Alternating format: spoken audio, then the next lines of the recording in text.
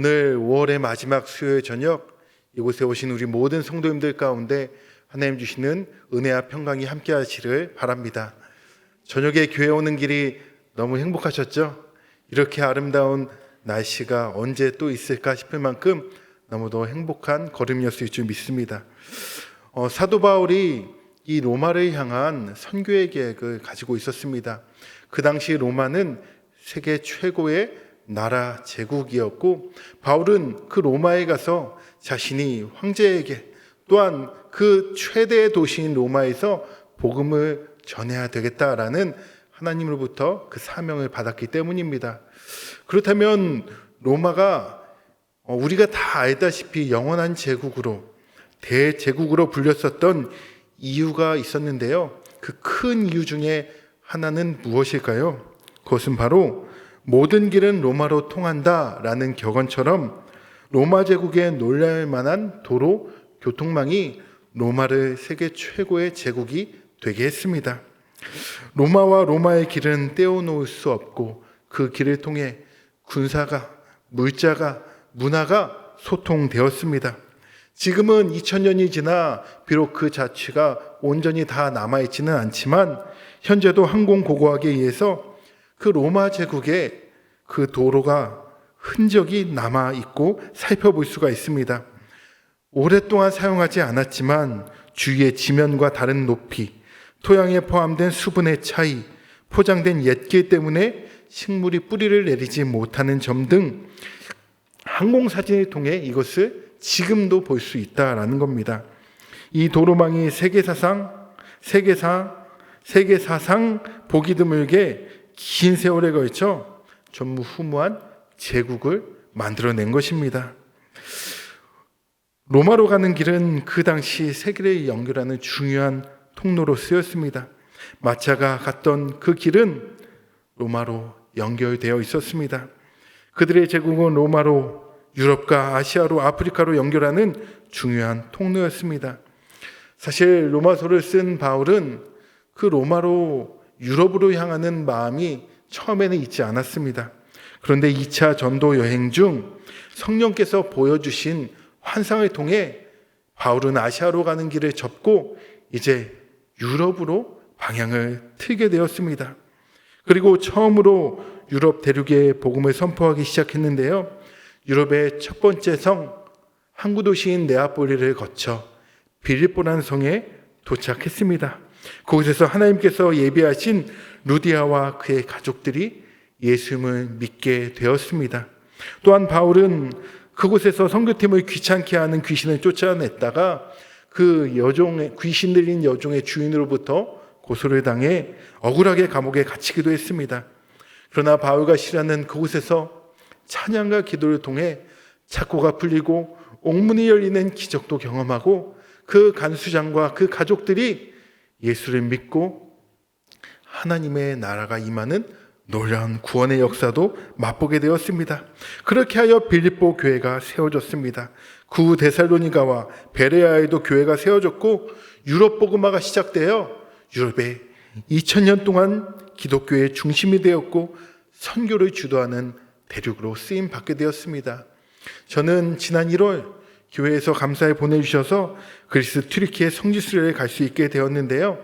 그때 빌립보를 방문하게 되었습니다. 사진을 보시면 빌립보에 바울이 걸어갔던 로마 시대 때 만든 에그나티아가도, 즉 로마로 가는 그 길이 남아 있었습니다. 바로 성경에 나오는 바울이 유럽 선교를 통해 유럽 선교를 저 길로 갔던 것입니다. 다음 사진도 보여주십시오. 바울은 기독교 역사상 최초의 선교자이고 최고의 복음 전도자였는데 저 마차가 가는 그 길을 따라 복음이 전파되었던 것입니다. 세계 각지로 복음이 퍼져나갔던 것이지요. 그리고 저 길 얼마 지나지 않아, 몇 미터 되지 않아 바울과 시라가 갇혔던 감옥도 있었습니다. 바울과 시라는 쇠사슬에 묶여, 다음 사진 한번 보여주십시오. 쇠사슬에 묶여 발목이 묶인 채 감옥에서 기도하고 참여했고 그때 옥문이 열려지는 기적이 일어났습니다. 다음 사진이요. 뿐만 아니라 저 감옥을 지키던 간수가 바울이 전하는 복음을 받아들이고 기독교를 믿는 놀라운 기적이 바로 저곳에서부터 빌립보에서 시작된 것입니다. 사진 감사합니다. 바울과 실라가 그 빌립보에서 복음을 전하고 믿는 사람의 수가 많아지고 빌립보 교회가 섰지만 그 가운데 원치 않는 고난과 핍박, 감옥에 갇히는 일을 당했습니다.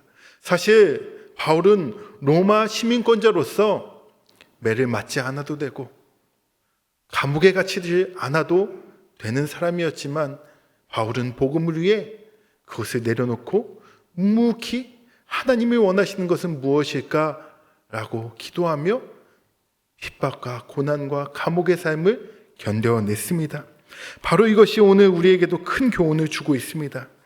그들은 로마로 가는 길에 복음을 전파하면서 원치 않는 여러 핍박과 감옥 등 고난을 경험했지만 복음의 가치를 위해 희생을 감내했다라는 겁니다. 그것을 견뎌낼 수 있게 해준 원동력은 무엇이란 말입니까? 오늘 우리가 읽었던 로마서 1장 16절입니다. 내가 복음을 부끄러워하지 아니하노니 이 복음은 모든 믿는 자에게 구원을 주시는 하나님의 능력이 됨이라. 먼저는 유대인에게요 그리고 헬라인에게로다. 아멘.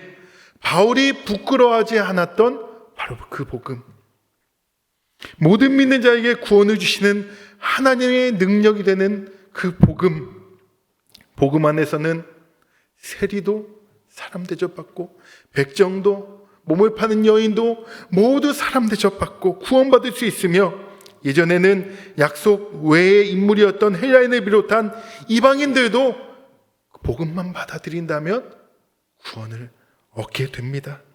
차별 없이 믿음으로 구원을 받을 수 있다는 것이 바로 이 복음의 위대함 아니겠습니까? 인종과 신분과 성의 경계를 넘어 죄 아래에 신음하는 그 모든 믿는 자를 구원하시는 하나님의 능력이 실제로 복음 가운데 나타납니다. 바울은 자신이 이 복음을 경험했기에 이 복음을 들고 어디든지 갔습니다. 사도 바울은 이방인의 사도라고 자신을 칭하며 저 먼 땅, 그 당시에 땅끝까지 복음 들고 사명 감당했던 것입니다. 그 결과 지금 이곳에 앉아있는 우리에게도 바로 이 복음이 전달된 것 아니겠습니까? 우리는 지난주에 선 넘는 바자회를 했습니다. 선을 넘으셨죠? 네. 다 드셨죠? 지난주 2주간 그 영상에서 고통을 당했던 우리 자매도 있었는데 씹고 뜯고 맛보고 다 아시죠 여러분? 씹고 뜯고 맛보고 선교하고 다 하셨죠? 저도 했습니다. 했다는 건 먹었다는 얘기입니다.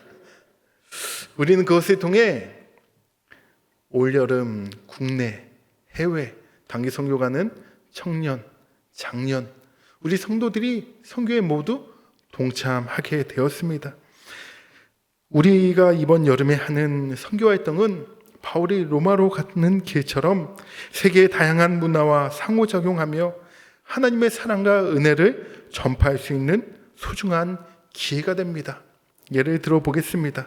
수천 년 전 로마로 가는 길을 통해 로마인들은 자신의 문화와 영향력을 세계로 확장했다고 했습니다.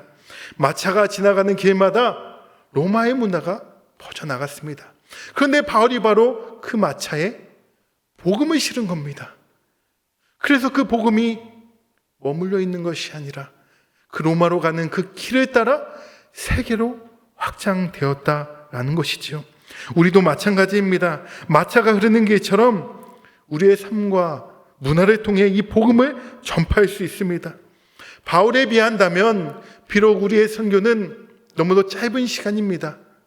바울에 비한다면 보잘것없다 할 수 있겠지만 하나님은 우리의 그 젊음과 그 시간과 우리의 주신 모든 것을 사용하셔서 영광 받으신다고 하셨습니다.